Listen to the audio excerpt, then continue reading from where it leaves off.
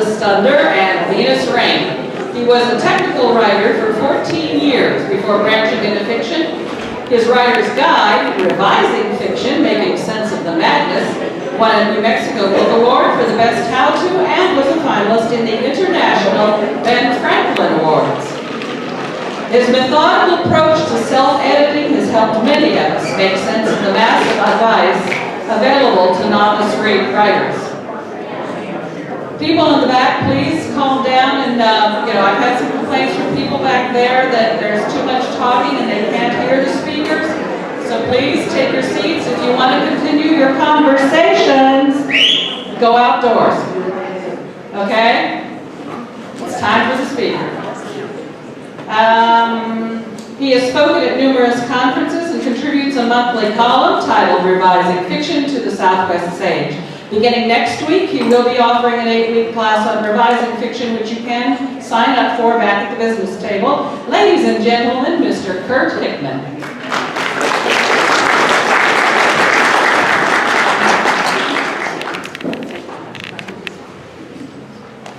Good morning. Writing realistic dialogue. It's one of the hardest things for some writers to achieve. It's also one of the most important. A lot of editors and agents, when they receive your manuscripts or your submissions, they will turn to a section of dialogue first, and they'll look to see whether that works. And if that doesn't work, they won't even consider the manuscript. And so why do they do this? They do this for a couple of reasons. One is the dialogue is quick and easy to read. And so it's a quick way to evaluate. And second, they know it's difficult.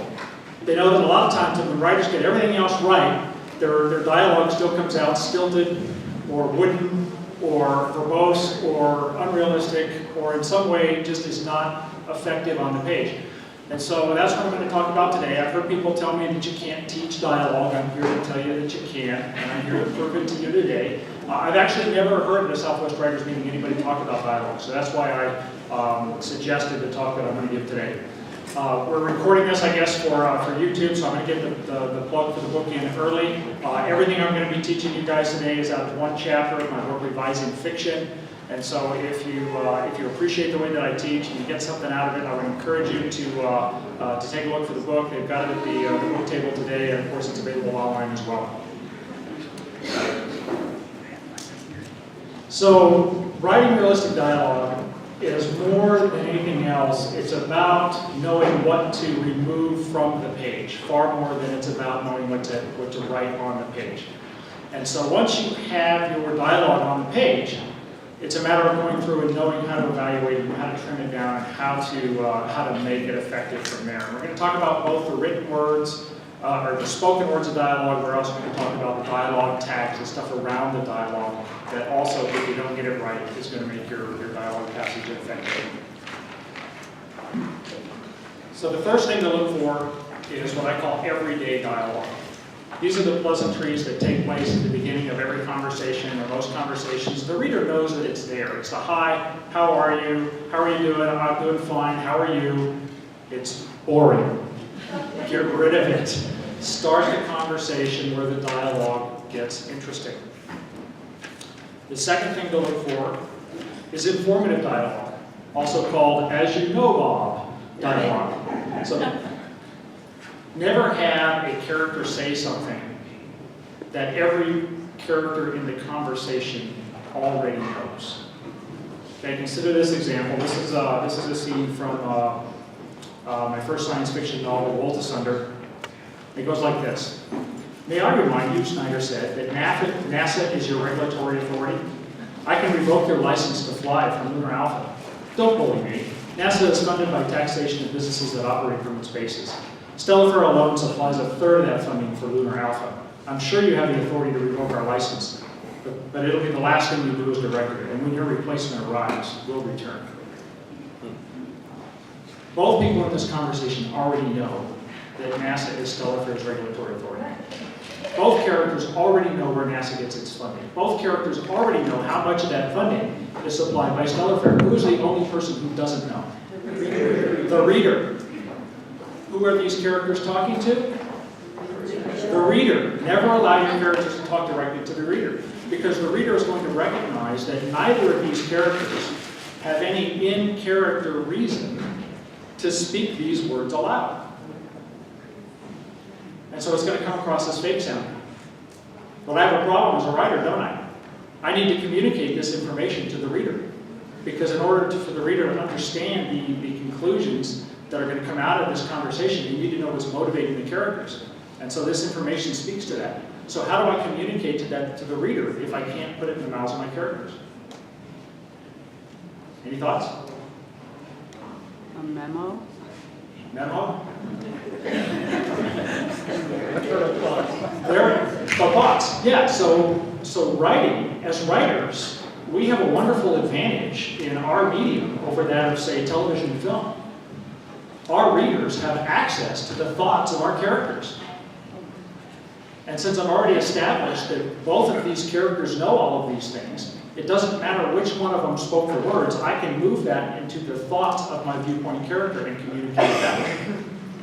So watch what happens when I do that in this particular passage. I'll revoke your license to fly from Lunar Alpha. Snyder's voice shook with forcibility. Don't bully me. Revoke our license and it'll be the last thing you do as director. When you're replaced, we'll return. He was right. Damn it, the manager was right. Stellar Fair provided a third of NASA's funding for Lunar Alpha. Snyder's threat had only solidified the man's resolve. So that way your spoken words don't come out as fake sounding. And doing this actually allowed me to inject a little more emotion into this passage. I was able to add the phrase, Snyder's voice shook with forcibility. That kind of emotion just would not have worked along with the dialogue that starts with the unemotional, may I remind you? Incidentally, phrases like may I remind you, or do you remember when, or as you know, Bob, they're red flags for this informative dialogue. So if you see any of those kinds of phrases in your dialogue, stop right there and evaluate it, because you've probably got informative dialogue and it's going to come across as fake sounding to the reader. Next thing is direct address. Direct address is when your speaking character speaks the name of the character they're speaking to. What time is it, Jennifer? She consulted her watch. 4 o'clock, Tommy. Why? Already? He snatched up his backpack and bolted for the door. Jennifer, my mom's going to kill me. He didn't even help clean up the toys that strewn across the living room. Does that sound realistic? Not particularly. So I've put the problem with direct address is that as human beings, we don't generally say the name of the person that we're speaking to. I mean, there may be occasions when we are. If we're in a meeting and I'm addressing one specific person with a specific comment, hey, could you go get me that, that paper off the copier or whatever, then they may gesture and point to them, or they may say their name. But generally speaking, we do not say the names of the person that we're speaking to. And yet again, I have a problem as a writer, don't I? Why did I put the names in this passage? Yeah, so so the reader will know who is speaking to whom. But I can move those things out of the spoken words of dialogue, and I can put them into dialogue tags that are outside the quotation marks. So watch what happens when I do that. What time is it? Tommy asked suddenly. Jennifer consulted her watch. 4 o'clock. Why? Already? Tommy snatched up his backpack and bolted for the door. My mom's going to kill me. He didn't even help clean up the toys that had strewn across the living room. Better? The next one is self-talk. Self-talk is when you use a character speaking aloud to themselves as a way to communicate their thoughts to the reader. This particular example is from a critique submission. I feel like I've been run over by a Mack truck, he moaned. Where am I, anyway? He rolled his eyes from side to side and tried to think. I can't see a thing, he said aloud, and tried to sit up again. This time the ground moved beneath him. Oh no, he said. An earthquake? He tried to concentrate. Nah, it's not like that at all. It feels more like ball bearings rolling around beneath me. The ground wriggled and shook under him again. Whoa, he caught his breath. This is not like anything I've ever felt before. So this character is in this scene all by themselves. Is anybody buying the fact that he's speaking these words out loud? Anybody buying that? Now again, I have access to the reader's thoughts, or the character's thoughts. Right? This is my viewpoint character. And so I have access to the thoughts. So I can move his thoughts to thoughts and leave them there so that he doesn't have to speak them aloud. Luke's body ached like it had been run over by a Mack truck. He rolled his eyes from side to side in the darkness to clear his head. The earth began to shake. Not like an earthquake, more like ball bearings rolling around beneath him. Whoa. It was the strangest thing he'd ever felt. Better? Watch the vocabulary and the sentence structure that you use in your dialogue. As most of us don't use long, convoluted phrases or complex vocabulary in our normal speech. So leave those out of your dialogue, unless they're right for the character. If you're writing dialogue for Spock, maybe it makes sense. But otherwise, most people wouldn't say acquire the container. Change that to get the box. Contractions. Look for opportunities to use contractions in your dialogue. We will need results on this one, Snyder told Chase, and we will need them fast. I will do what I can. That is not good enough. Does that sound natural? Watch what happens if I change absolutely nothing about these lines of dialogue except using contractions where the opportunity presents itself. We'll need results on this one, Snyder told Chase, and we'll need them fast. I'll do what I can. That's not good enough. This is my favorite piece of dialogue advice.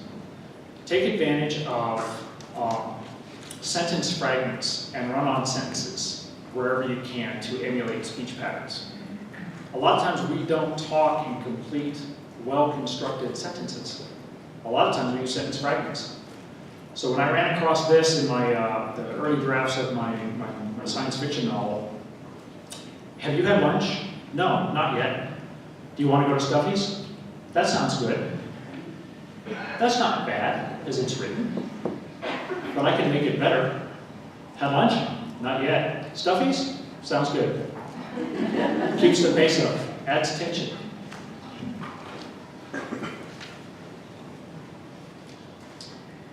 Dialect. When you write dialogue for your characters, you want to choose a different manner of speaking, a different speech style for every character, right? We all speak differently depending on our level of education, our age, our upbringing, our socioeconomic background, the region of the country or the country in which we grew up, or ethnicity. All of these things factor into the kind of speech patterns that we have. The dialect, the accents, those kinds of things. And a lot of times as writers, we try to emulate the accents and stuff by essentially word butchering, right? We put in a lot of apostrophes Mark Twain used to do this, and it makes dialogue very difficult to read. The reader has to actually decode the dialogue sometimes rather than actually reading it. And so wherever you can, try to stay away from word butchering in order to emulate speech patterns. If your character speaks with an accent, say they speak with an accent, and if you remind your reader from time to time, they'll hear that when your character speaks. Pay attention to the diction of the different regions and the different backgrounds. People from England speak a different English than we do. Not because it's a different language, because of different word choice. People from Australia speak a whole other different English. And so we can use word choice a lot of times to communicate a lot about our characters without having to resort to butchered spellings. And just to convince you of that, I want to play a little game with you guys. And so I'm going to ask you guys in a minute to close your eyes and just listen to the words that I speak. And I'm going to read off about 5 very brief lines of dialogue. And when I do, I want you to just, with your eyes closed, just try to picture everything that you can about this character. What is their age? What is their level of education? What time period did they live in? What is their ethnicity? What is their gender? And I think you'll be surprised, just through word choice, what we can accomplish. So go ahead and close your eyes. You play along with the speaker, close your eyes. So picture everything you can about this character just from a spoken line of dialogue. I aim to kill the varmint. I aim to kill the varmint. Next one. He don't like me none. He don't like me none. Third, is he not wonderful? Is he not wonderful? Next one, have you tea? Have you tea? And finally, you're such a dork. You're such a dork. All right, go ahead and open your eyes. So these are five very different characters, aren't they? In terms of where they live, when they live, age, all of that stuff. Not a single one of these lines was longer than 6 words. I didn't use any butchered spelling. I didn't use any slang, with the possible exception of dork. And yet I communicated a lot to you about their speech style tonight.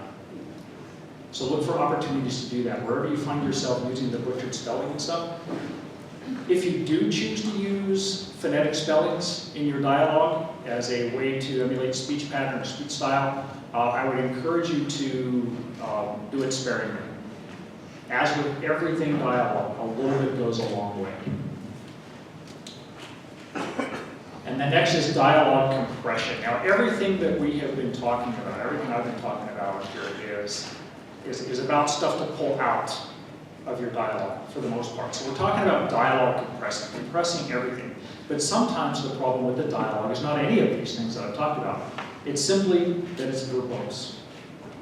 Okay, and if that's the case, your goal is basically just to trim it down to as few words as possible. And this is important without losing the essential voice of the character. So here's another example from a critique submission.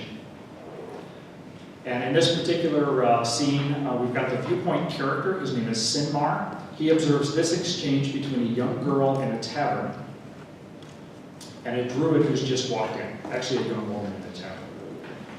So one of the girls suddenly stood and waved at the shrouded figure. "Hey, Cuddles, it's Nancy. What are you doing here? Why, this might just turn out to be some fun after all. We have to get together later and catch up on old times. I haven't seen you since that party back at Sister Hillary's nunnery in Waddy House back in '65. Come on up to my room later when we get through with this rah-rah whatever it is that's going on here, and we'll crack a bottle or 3 and talk about old times and more. Hot damn, Cuddles is back. Whee!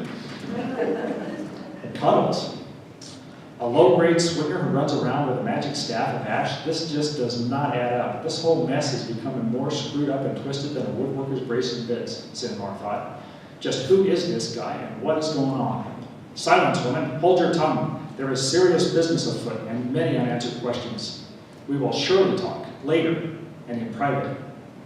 "Okay, I can wait for you to finish playing these serious business games that you little boys insist on playing. Just don't forget that you and I have more important things to do." The soft purr of her reply held the promise of interesting times ahead. So this dialogue passage can, in my opinion, should be greatly compressed, right? So the druid, Cuddles, seems to be embarrassed by her outburst, right? And probably rightly so. So I think, he yells, "Silence, woman." I think he would interrupt her a whole lot sooner. This whole second paragraph, the internal response of Sinmar, I would delete entirely, because the incongruity of the name Cuddles is obvious without it. And the rest of it, the last 2 paragraphs, I would condense just as much as possible, again, without losing the essential voice of the character. So here was the rewrite that I suggested to this particular submitter.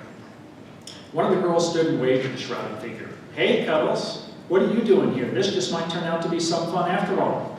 "Silence, woman," the druid said. "We'll talk later." "Okay," came the soft purr of her reply. "Just don't forget that you and I have more important things to do." Decide for yourself which is more engaging to read. And I found this in a book called Writing Dialogue by Tom Chiarella. He describes a class in which he was encouraging his students to go through their work of fiction and cut down every line of dialogue to 5 words or less. Now, I would not necessarily recommend this for your finished work, but it's an excellent way to practice compression. And so he shares this exchange that he had with one of his students after class that day. 5 words, she said, dumbfounded. 5 words. "Come on, I mean it," I said. "That's hard. Compress. There's a limit. Sure there is. 5 words? 5. That's not natural. Listen to yourself."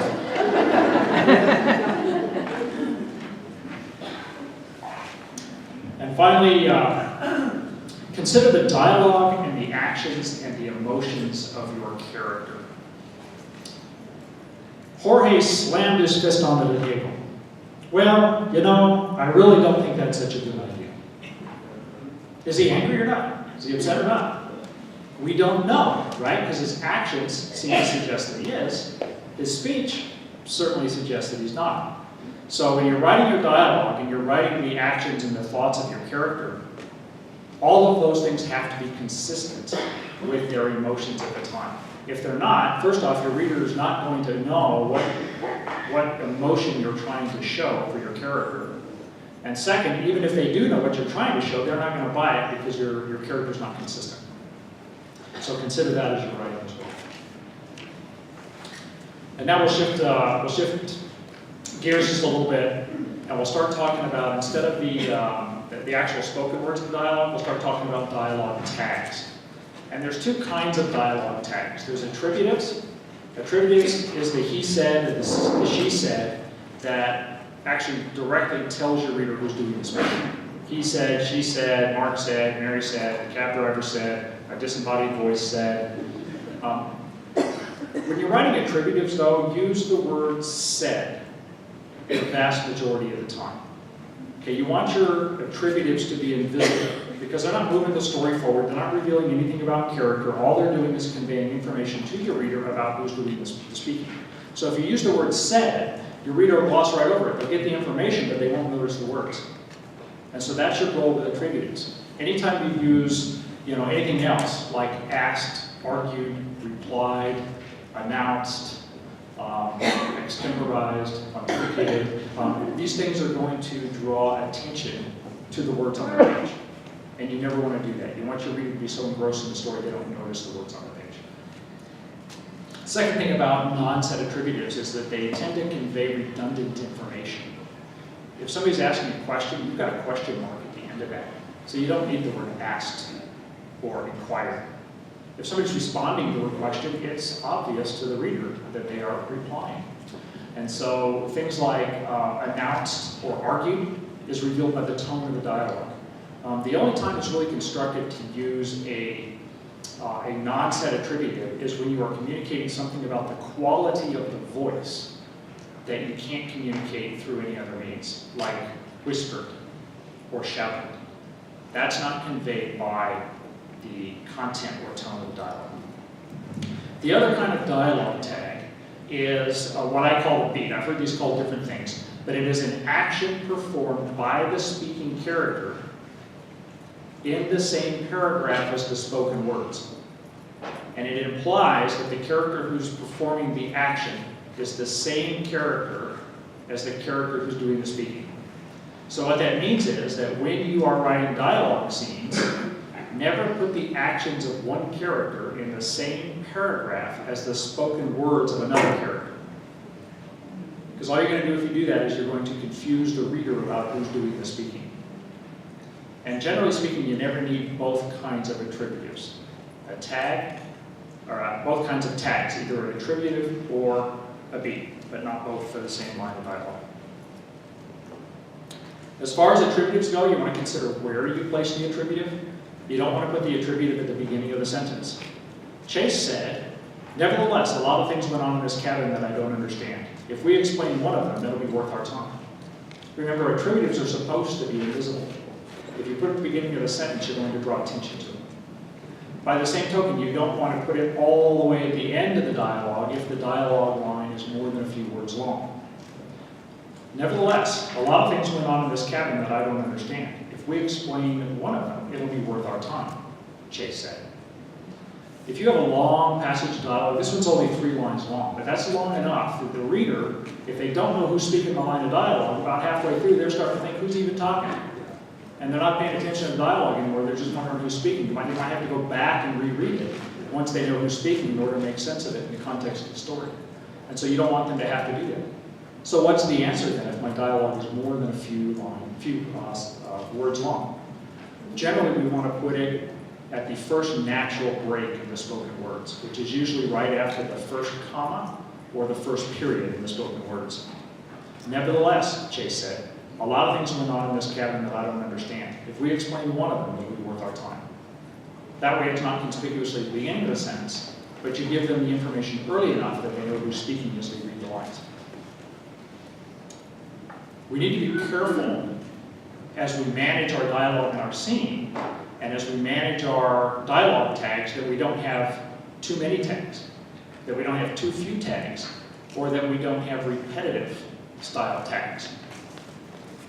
So I'm going to read for you a section of dialogue that I excerpted out of one of my science fiction novels. And I've altered it in several different ways by way of illustration.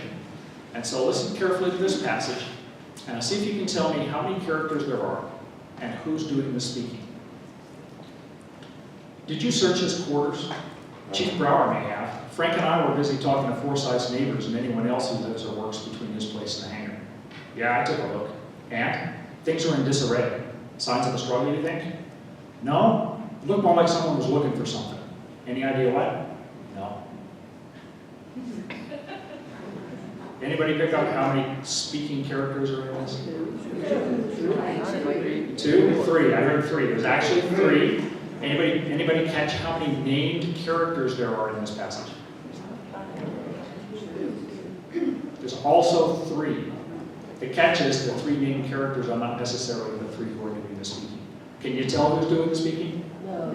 No, not at all, can you? So that's a good indication that there are not enough dialogue tags in this passage. In fact, there are none. So let's put some in. I want to make it clear to you guys who's speaking. Chief Brower, let's see. Did you search his quarters? Chase asked. Chief Brower may have, Mike said. Frank and I were busy talking to Forsyth's neighbors and anyone else who lives or works between his place and the hangar. Yeah, I took a look, Brower said.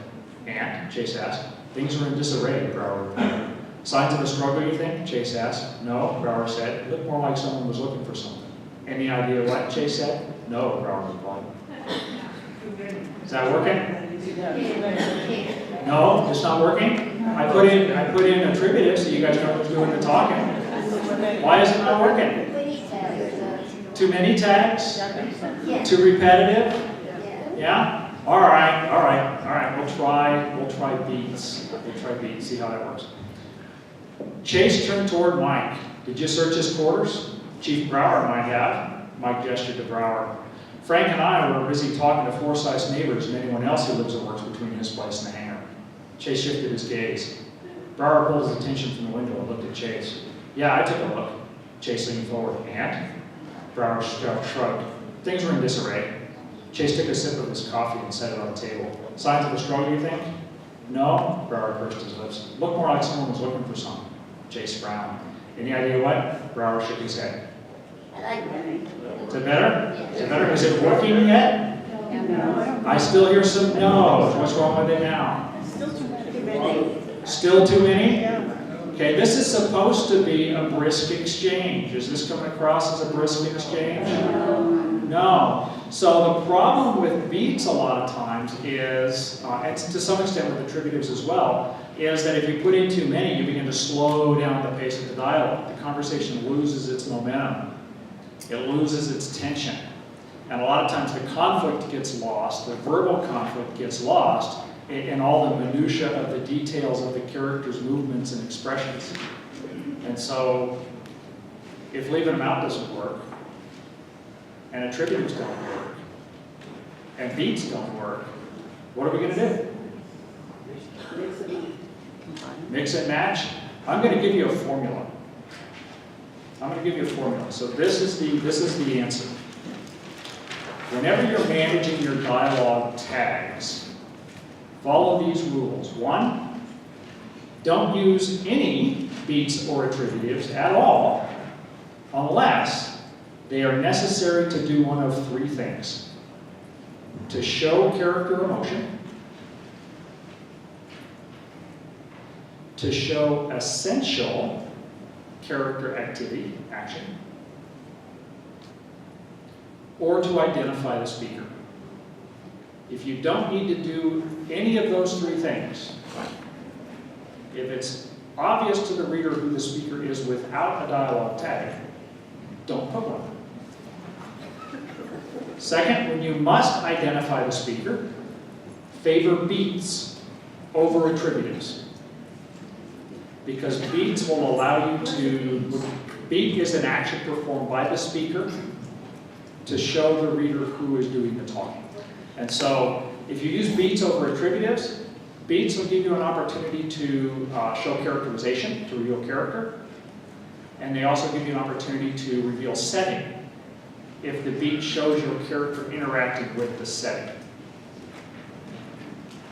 If your beats begin to clutter the dialogue or slow down the pace, then change some of those to attributives.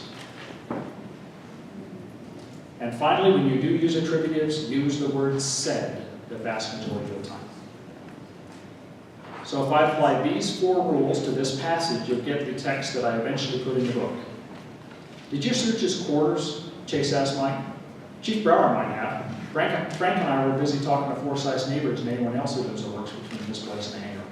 Chase shifted his gaze. Yeah, I took a look, Brower said. And things are in disarray. Signs of a struggle, you think? No, he pursed his lips. It looked more like someone was looking for something. Any idea what? Brower shook his head. Better? Can you say what those 4 were again, please? Yes. First, don't use beats or attributives at all, unless it's necessary to do one of 3 things. To show character emotion, show character action, necessary character action, or to identify the speaker. When you must identify the speaker, favor beats over attributives. That's number 2. If your beats begin to clutter the dialogue, replace some of them with attributives.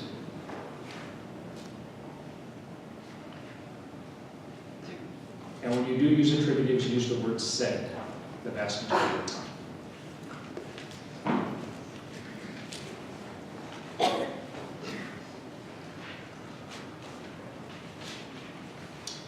Other things to watch for in your dialogue tags.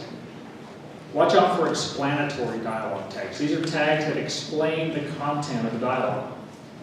Chase across the room to Brower. He had to find out what was happening, and he suspected that Brower would know.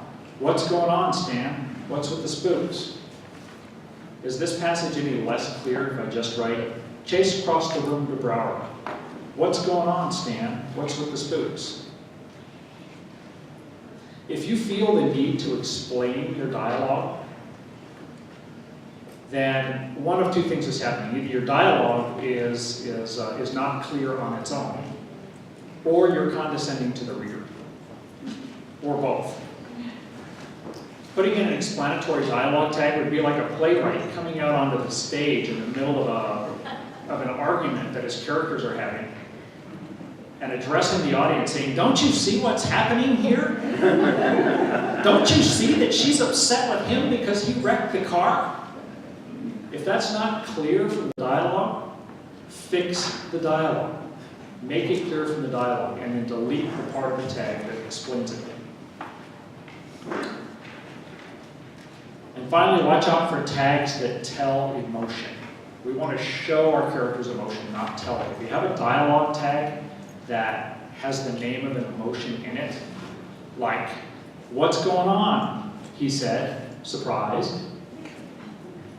Then you want to look at that tag. And look at the dialogue around it. And look at the actions of your character. And look at the thoughts of your character that you portray on the page. And see if you've already shown that emotion. If you've shown that emotion through either the dialogue or the actions or the thoughts of your character, then there's absolutely no reason to put it in the dialogue tag. If you haven't, then find a way to show it through the character's dialogue or actions or thoughts. And then delete the part of the tag that tells the emotion.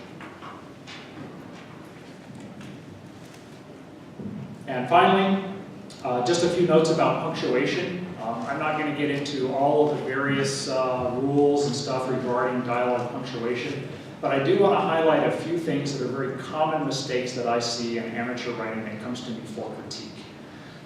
The M dash, this is the double dash, the dash dash, at the end of a dialogue line indicates that your speaker is being interrupted.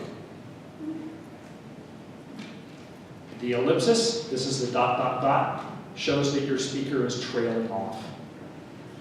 Two different dynamics in the story, two different punctuation marks to indicate it. The exclamation point. I see a lot of writers trying to use exclamation points to add emotion to their dialogue. Here's a tip, exclamation points don't add emotion. Exclamation points add volume.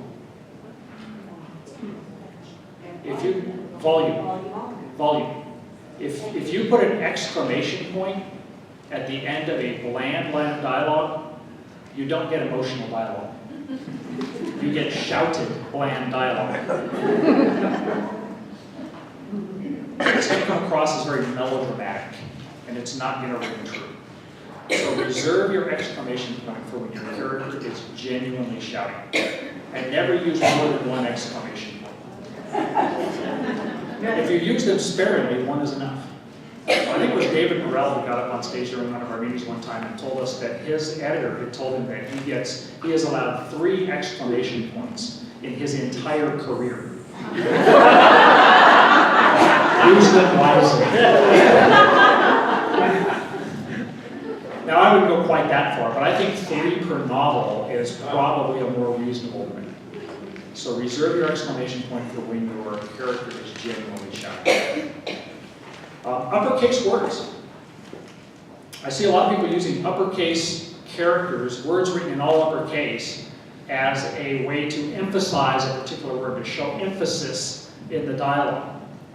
Ideally, what you want to do is write your dialogue in such a way that the emphasis that the character is trying to make is obvious without changing the text style.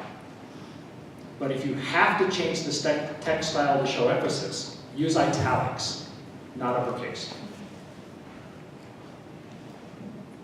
The semicolon, take the semicolon out of your dialogue. I've already said that sentence fragments and run-on sentences are perfectly acceptable in dialogue.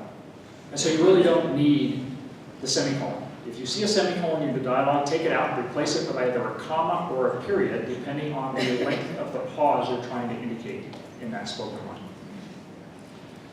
And finally, exclaimed questions. Don't use a question mark and an exclamation point at the end of the same sentence. If it's a question, use a question mark. If it's a shouting question, use a question mark. Followed by, he shouted. Okay? So that's an exception to the non-set attributive rule. And then finally, when you're done, or you think that you're done, read your dialogue passages out loud for sound and rhythm and tone.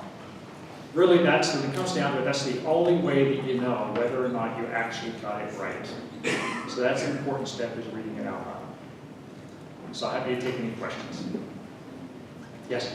Hi, I'm Kirt, and if you are having your book translated into another language, are the grammatical things that you talked about today still appropriate if you translated to French, for instance? I don't know.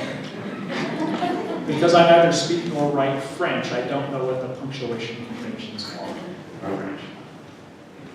So that would be a question for your editor or whoever's doing the translation. I've heard some people say you should never have more than 2 people talking in dialogue. That way it's always easy to understand dialogue. If you have 3 people talking, sometimes you have to use a person's name because you can't always tell. If you have 4 people talking and so on, do you subscribe to that or no? No. If my scene requires 4 people talking at once, then I'm going to write 4 people talking at once. And so just like this one scene that had 3 characters talking, so the challenge then is to use your tags appropriately, using those 4 rules, so that you can always identify for the reader who is doing the talking. It's much better to go ahead and use the tags to identify, to make it clear, and have your scene be what it needs to be. What I would not resort to is direct address. I would still keep the spoken names out of the spoken line dialogue. Anybody else? Okay, so I have a class coming up. It starts actually next week. It's the revising fiction class, and so I'm going to cover the entire book of revising fiction from cover to cover. It covers the entire writing and revision process from idea conception through finished submission quality manuscript. And I do it with a teaching style that's similar to what I've given today, except there'll be more opportunity for discussion and questions and for working on problems that you're struggling with in your own writing. So if you enjoyed the talk today and you got something out of it, I would highly encourage you to go ahead and take the class. It's Saturday afternoons from 1 to 3, and it is starting next week at the Southwest Writers Office. So you can sign up for that class either at the business table in the back, or you can call the Southwest Writers Office. And it's going to come up on the details are going to come up on the wall hanging. Thank you, guys.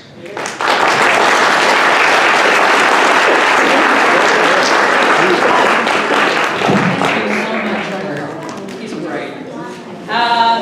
Again, if you're going to stay behind, Loretta Hall's workshop is right after this. Please take your surveys, your member surveys, and put them in that box by the door on your way out, if you have them. And Fred's going to come up here and do some, and give some numbers so that your raffle tickets, you can pull those out. And those prizes are these wonderful books on the table.